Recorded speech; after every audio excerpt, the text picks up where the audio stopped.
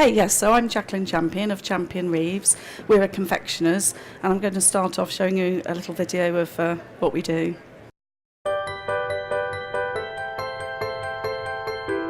One of the most exciting things about having your own company is when you suddenly get a phone call from a different part of the world saying, we've seen your product, we'd like to sell it, how can we start working with you?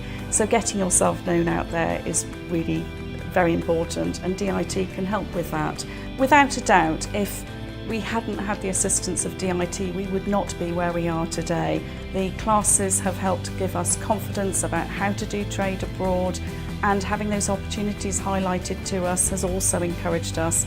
So it's helped us enormously. But the main thing is it's helped us identify which places, which countries, and how to actually go about doing that exporting with the support of classes and information. DIT don't export without them.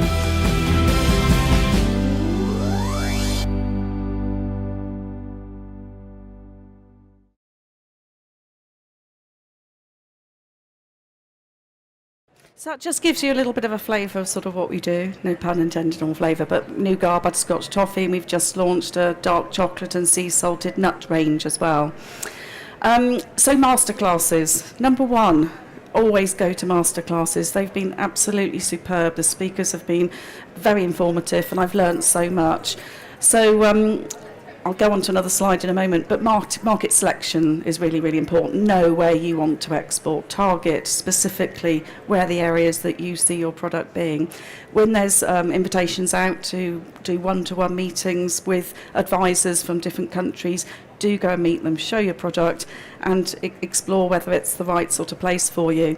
So, this is just taking a bit of a joke, obviously, that somebody's making it look very difficult. It isn't. That's just the reverse, really. Masterclasses, yeah, it's going back to school a bit, but superb. So, market selection ones, I've done a cultural class, and exhibiting abroad, because it is different to exhibiting in the UK in different countries, so that can help as well. So 100% get on those masterclasses, and I would do that before you do anything else. So I'm sort of doing this a bit of a pictorial way really to sort of show my journey. So the first one's just saying I went to Chicago, went to America. So I think Whole Foods is a good example. One of the reasons I went on that trade mission was that we were going to have a meeting with Whole Foods, and I was particularly excited about that for our product. Now, as often happens at trade missions, things don't always go to plan, and actually the buyer from Whole Foods was tied up with a new store opening and said, really sorry, not going to be able to come. So this is where you've got to really think on your feet. Okay, he can't come to us, but their head office is in Chicago. I'm in Chicago, and a group of us decided we'd go to him. So we turned up there. They were charming and delightful. We were able to leave some product and business cards. So that was us using our sort of ingenuity, if you like. DIT can't do everything for you, in effect. They can do things, but the programme can change. I think what was also interesting to illustrate through Whole Foods, I had this idea that because we're an all-natural product, Whole Foods would be a really good place, so I put a lot of effort into that. Do you know what I didn't do? I didn't take my product into a Whole Foods store and see, can I see this product here? Would it be a good fit?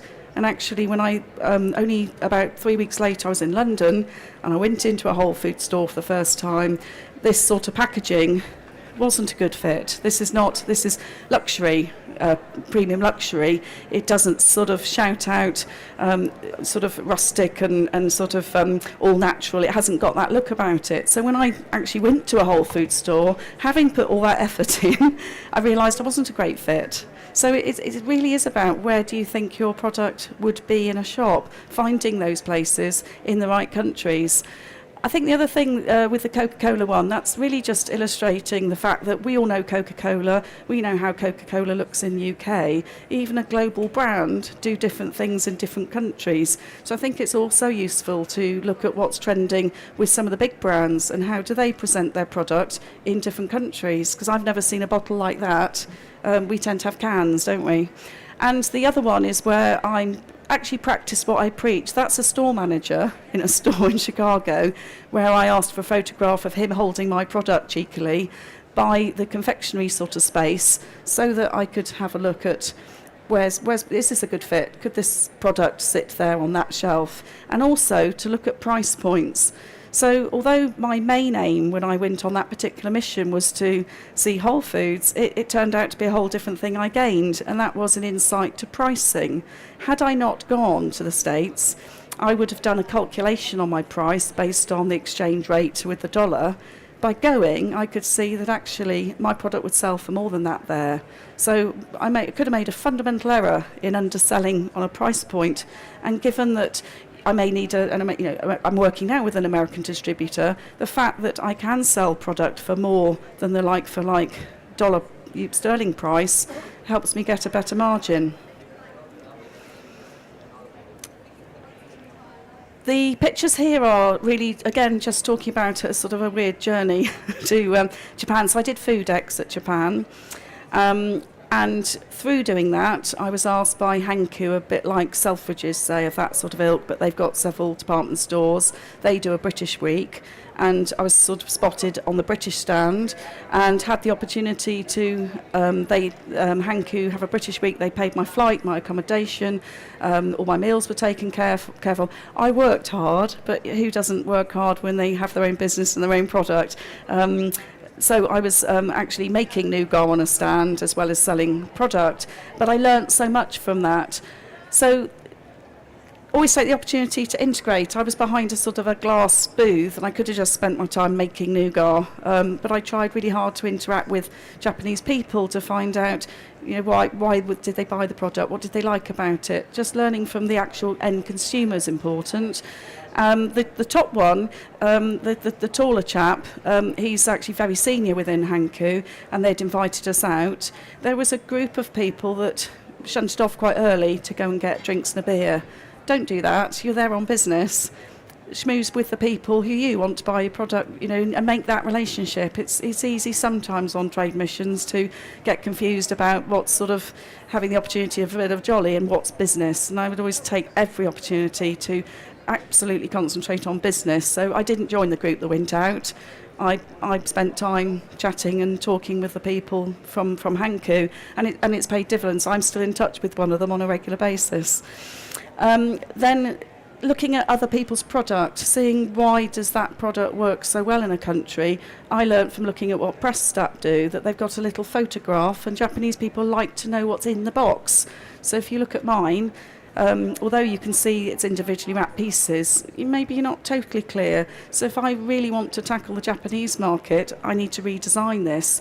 I also learned this is a little bit too big. It's 10 pieces, perfect for the UK.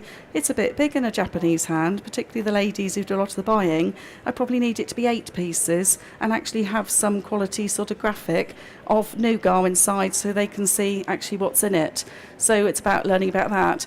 I also by conversing with people, found out that there was a shop where they make all their local confectionery there, and I met this chap, and I was able to experience tasting a confectioner doing Japanese confectionery and get a feel for flavours and tastes and what goes down well, what does he sell a lot of. It's a lot of hand gesticulation. I don't speak Japanese, but it was without a doubt extremely helpful.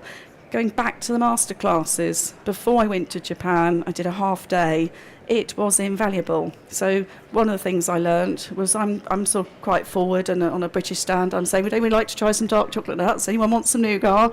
If I'd behaved like that on a stand in Japan, they'd have just backed off and run a mile from me. They're quite timid people. So I had to calm myself down and be much more gentle, much more demure, not be too they don't like being in people. A lot of Japanese in a small space, they work very hard to give people personal space. They value that personal space more than the British. So it's about not getting sort of too close, not being too loud, accepting that although Andrew, who's the Reeves bit, we see ourselves as totally equal in business. I've got the conflict that they assume it's him who's MD.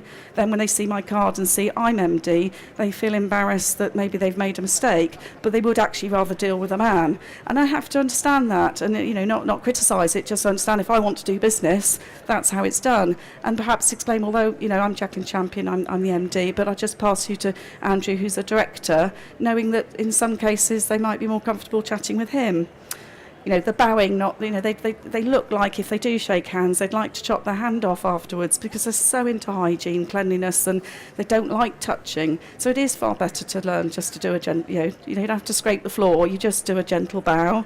And those sort of things that I learned from a cultural class really helped me feel comfortable in how I dialogued with Japanese people out there. One of the things about sort of trade missions, and one of the things I've learned about doing these sort of visits, is sometimes, the one in Chicago, I'm really honest, it didn't quite work out exactly as I'd hoped, but it was invaluable over price point. I could have undersold my product there. It's the networking with other people that go, and it's easy to sort of meet somebody else. Well, I'm food. Oh, this person sells baby's cutlery. I was with a woman once who's selling baby cutlery, and thinking you've nothing in common really. Well, that's that, and I do this. Wrong. And I think also it's important not to. We get used to selling ourselves. So I can say, I'm Jacqueline Champion. I've just been taken on by Harrods. I sell in the Houses of Lords, and this is going well and that's going well, because that's what we tend to do. Sometimes you need to say, okay, this is what I do, and do your little sort of elevator pitch, but actually say, I have a problem, this is my problem. When you talk to other people in business, it's amazing how other people with a perspective of looking at your business from outside in can come up with an idea to help solve your problem. And I found the networking and networking contacts, be generous, always be generous with contacts, because one day somebody will come along and give you a contact that's suddenly invaluable to you. I really passionately believe that the more you share with other people, hopefully it comes back around. But share the contacts with other people, network, and do what you can in that way. So we can all be on our phones getting selfies and getting our Twitter feeds out there, but actually really do engage with other people on the mission, even if you think you haven't got a lot in common with them.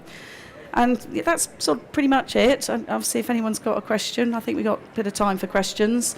DIT, don't try and do it without them. They've got a lot to offer.